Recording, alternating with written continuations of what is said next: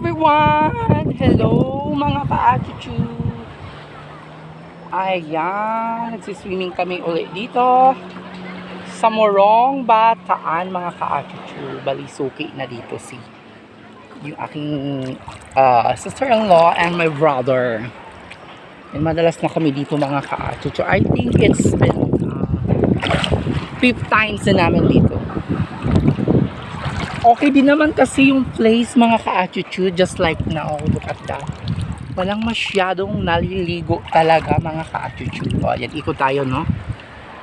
Hello, tingnan mo naman, nag-iisa lang yan si Kimberly. Ayan mga ka-attitude. Siguro, konti lang yung naliligo kasi yung iba, takot kay haring araw.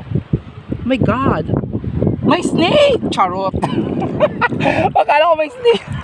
Akala ko may snake face. Snake face, mukha, gano'n. So yun mga ka-attitude, ay konti lang yata talaga naliligo kasi nga mainit ang araw, tirik na tirik. Kasing tirik na mata ko. So ayun mga ka-attitude.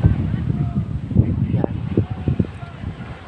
Wala pa rin naman nagbabago. Okay pa rin naman yung Morong, Bataan Beach.